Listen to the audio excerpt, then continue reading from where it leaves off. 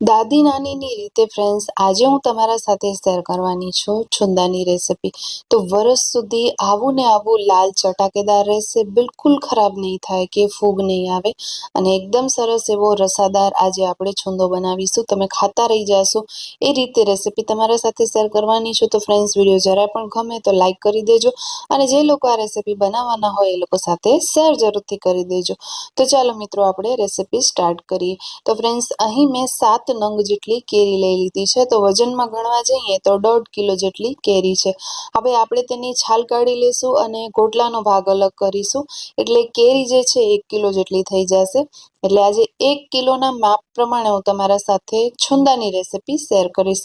હવે ફ્રેન્ડ્સ આ કેરીને મેં લઈ અને ધોઈ લીધી હતી। ધોયા પછી મેં તેને કોરી કરી લીધી હતી।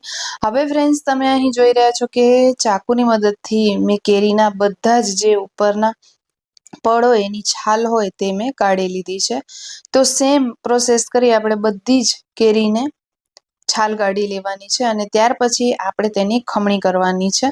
તો અહીં આપણે બધી જ કેરીમાંથી છાલ કાઢી લીધી છે અને તમે અહીં જોઈ રહ્યા છો કે સરસ મજાની આપણી કેરી લાગી રહી છે। જોતા જ ખાવાનું મન થઈ જાય એવું આજે હું તમારા સાથે છુંદાની રેસિપી શેર કરીશ। અને હું દર વખતે છુંદો બનાવું છું અને મારું વર્ષો વર્ષ સુધી બિલકુલ બગડતું નથી।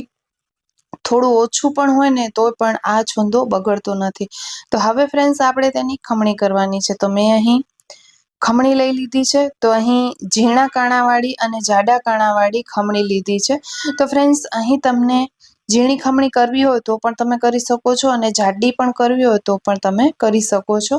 તો હું દર વખતે છુંદો બનાવું છું તો દર વખતે થોડી ખમણીને જાડી જ રાખું છું, જેથી કરીને તેના લચ્છા એકદમ સરસ એવા દેખાય। સ્વાદે તો સારું બને જ આ અથાણું, પણ જોવામાં પણ એકદમ સરસ એવું ચટાકે લાલ લાગે। તો ફ્રેન્ડ્સ અહીં આપણે કેરીને ખમણી લેવાની છે। તો અહીં તમે જોઈ રહ્યા છો કે એનામાં ગોટલીનો ભાગ જે છે એ થોડો જાડો છે, એટલે આપણું જે ખમણ છે કેરીનું એ 1 કિલો જેટલું થઈ જશે। તો એના માટે મેં 1.5 કિલો જેટલી કેરીનો યુઝ કર્યો છે। તો ફ્રેન્ડ્સ અહીં તમે જોઈ રહ્યા છો કે આપણે કેરીની ખમણ કરી રહ્યા છીએ। ઝીણી જાડી એ તમે તમારા ટેસ્ટ પ્રમાણે કરી શકો છો। તો આપણે ગોટલીમાંથી બધો જ પલ્પ કાઢી લેવાનો છે। જેટલો પલ્પ બાકી હોય ને ફ્રેન્ડ્સ એ બધો જ આપણે કાઢી લેવાનો છે, બિલકુલ આપણે વેસ્ટ નહીં કરીએ। તો ફ્રેન્ડ્સ તમે કઈ રીતે છુંદો બનાવો છો એની રેસિપી પણ તમે મારા સાથે જરૂરથી શેર કરજો। હું દર વખતે આ રીતે બનાવું છું અને એકદમ ટેસ્ટી એવું બને છે। ખાસ કરીને મારા ઘરમાં છુંદો વધારે ખાવાય છે બધા અથાણા કરતાં, કારણ કે મારા હસબન્ડને વધારે પસંદ છે। તો ફ્રેન્ડ્સ અહીં તમે જોઈ રહ્યા છો કે આપણે એકદમ સરસ એવા મોટા મોટા લચ્છા આ રીતે કરવાના છે। તો બધી જ કેરીના અહીં આપણે લચ્છા કરી લેશું અને ગોટલીનો ભાગ અલગ કરી લેશું। તો અહીં તમે જોઈ રહ્યા છો કે આપણે બધા જ લચ્છા રેડી કરી લીધા છે, એકદમ સરસ એવા જાડા જાડા દેખાઈ રહ્યા છે। ઝીણી ખમણીમાંથી કરશો તો આવા દેખાશે નહીં। હવે ફ્રેન્ડ્સ તમે જોઈ રહ્યા છો કે લગભગ અડધો ખંડ કિલો જેટલી આપણી ગોટલી નીકળી ગઈ છે, તેના છોતરા પણ નીકળી ગયા છે। તો આ ખમણી આપણી 1 કિલો જેટલી થઈ ગઈ છે। તો હવે આપણે તેનામાં સ્વાદ મુજબ મીઠું ઉમેરી દઈશું।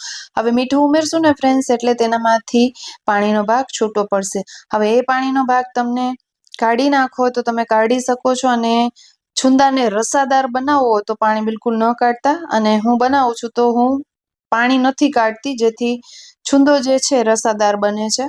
હવે કલાક માટે મેં તેને ઘરમાં મૂકી દીધું હતું અને કલાક પછી તમે અહીં જોઈ રહ્યા છો કે કેરીમાંથી પાણી નીકળી રહ્યું છે। તો આ પાણી હું કાઢવાની નથી। જો તમને કાઢવું હોય તો તમે ક્વીઝ કરી અને પછી ખાંડ ઉમેરજો। તો 1 કિલો જેટલું આપણું આ ખમણ છે કેરીનું, એના સામે મેં 1.25 કિલો જેટલી ખાંડ લીધી છે માપીને।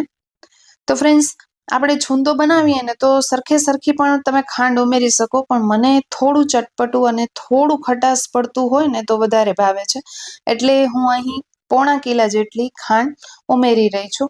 મતલબ કે 750 ગ્રામ જેટલી ખાંડ મેં અહીં ઉમેરી દીધી છે। ઘણા લોકો મને પૂછતા હોય કે બેન 1.25 કિલો એટલે શું, તમે માપમાં જણાવો। તો 750 ગ્રામ જેટલી આપણે ખાંડ ઉમેરી દીધી છે। હવે આ ખાંડને આપણે એકદમ સરસ રીતે મિક્સ કરી લઈશું। મિક્સ કર્યા બાદ આપણે તેને કલાક 2 કલાક માટે ઘરમાં મૂકી દેશું. કલાક 2 કલાક બાદ આ ખાંડ એકદમ સરસ એવી ઓગળી જશે. પછી આપણે તેને તડકે મૂકવાના છીએ અને છુંદો બગડે નહીં એના માટે હું તમને આગળ ટિપ્સ જણાવતી જઈશ. તો ફ્રેન્ડ્સ, અહીં આપણે થાળી ઢાંકી અને કલાક માટે તેને મૂકી દેશું. કલાક પછી થોડું મેં તેને ચલાવી અને કોટનનું કપડું બાંધી અને તેને મેં તડકે મૂકી દીધું છે. તો આ પ્રોસેસ મેં 10 દિવસ સુધી કરી છે. તમે અઠવાડિયા સુધી પણ કરી શકો, તડકો સારો એવો આવતો હોય તો. જ્યાં સુધી એક તારની ચાસણી ન થાય ત્યાં સુધી તમને આ છુંદાને તડકામાં રાખવાનો છે. તો મોર્નિંગમાં આપણે તડકામાં રાખશું અને સાંજ થાય એટલે ઘરમાં લઈ લેશું. ફરી પાછું મોર્નિંગમાં આપણે તેને તડકે મૂકશું અને સાંજ થાય એટલે ઘરમાં લઈ લેશું. તો આ રીતે આપણે અઠવાડિયા સુધી તડકામાં મૂકવાનું છે, જેથી કરીને આપણું પ્રાકૃતિક રીતે છુંદો બનીને રેડી થઈ જશે. પરિણામે આ છુંદો બગડતો નથી. અને ફ્રેન્ડ્સ, તમે જોઈ રહ્યા છો કે આ ટાઈપની આપણી એક તારની ચાસણી થવી જોઈએ. જો ન થતી હોય ને તો 2-3 દિવસ તમે હજી તડકે મૂકી દેજો, જો આ ટાઈપની ચાસણી ન થાય તો. તો આપણે કુદરતી રીતે ચાસણી કરી છે તડકામાં તેને રાખીને. તો ફ્રેન્ડ્સ, એકદમ સરસ એવી બધી જ ખાંડ આપણી ઓગળી ગઈ છે અને તમે કલર જોઈ રહ્યા છો છુંદાનો, કારણ કે હજી આપણે આગળના ઇન્ગ્રેડિયન્ટ ઉમેરવાના બાકી છે. એટલે આ ટાઈપનો કલર છે. આપણે મીઠું ઉમેરી દીધું છે સ્ટાર્ટિંગમાં જ, એટલે અત્યારે આપણે નહીં ઉમેરીએ, ખાસ ધ્યાન રાખજો. હવે ફ્રેન્ડ્સ, આપણે આ છુંદામાં મરચું ઉમેરીશું. તો હું અહીં એકદમ લાલ ચટાકેદાર અને તીખું મરચું ઉમેરું છું, જેથી કરીને છુંદો તીખાસમાં પણ સારો એવો બને. ખાટું રાખ્યું છે તો એકદમ ચટપટું બને અને મીઠાશ પણ આવે. તો આ રીતે આ માપ સાથે તમે છુંદો બનાવશો તો તમને ખાવાની ખૂબ જ મજા પડશે. અને આ છુંદા માટે મેં દેશી કેરીનો ઉપયોગ કર્યો છે. તમે રાજાપુરી કેરીનો પણ ઉપયોગ કરી શકો છો. તો ફ્રેન્ડ્સ, અહીં તમે જોઈ રહ્યા છો કે આપણે પાણી બિલકુલ નહોતું કાઢ્યું, તોય પણ અહીં છુંદામાં રસો ઓછો લાગે છે. હવે આપણે અહીં મરચું ઉમેર્યું છે, એના પછી થોડો રસો થઈ જશે. તો 1 દિવસ સુધી આપણે મરચું ઉમેર્યા બાદ બારે રાખવાનું, પછી જ આપણે તેને બરણીમાં સ્ટોર કરવાનું છે. તો ફ્રેન્ડ્સ, એકદમ સરસ રીતે મરચાંને આપણે મિક્સ કરી લેશું. એકદમ તીખું અને ચટાકેદાર આપણો કેરીનો છુંદો બનીને બિલકુલ રેડી છે. આપણા નાની દાદી આમ જ બનાવતા અને વર્ષો સુધી અથાણા ક્યારેય પણ ખરાબ ન થતા. તમે આ અથાણાને વેફર સાથે, મુરક સાથે, ફરાળમાં પણ અથાણું તમે યુઝ કરી શકો છો. તો ફ્રેન્ડ્સ, કેવો લાગ્યો છે આજનો આ વિડીયો મને કમેન્ટ કરવાનું બિલકુલ ના ભૂલતા. અને વિડીયો જરાય પણ ગમ્યો હોય ને અને આજની મહેનત તમને જરાય પણ ગમી હોય તો પ્લીઝ વિડીયોને શેર જરૂરથી કરજો અને ચેનલને સબસ્ક્રાઇબ જરૂરથી કરી લેજો, જેથી આવવાવાળા બધા જ નવા વિડીયોઝની નોટિફિકેશન મળતી રહે અને સૌ પ્રથમ તમે મારા વિડીયોઝને જોઈ શકો. તો ફ્રેન્ડ્સ, આ છુંદાને તમે કાચની બરણીમાં સ્ટોર કરી અને વર્ષ સુધી સાચવી શકો છો. બિલકુલ ખરાબ નથી થતું અને ફ્રીજથી બારે તમે તેને સ્ટોર કરજો, બિલકુલ ખરાબ નહીં થાય. ફરી મળીશું, ત્યાં સુધી બાય બાય.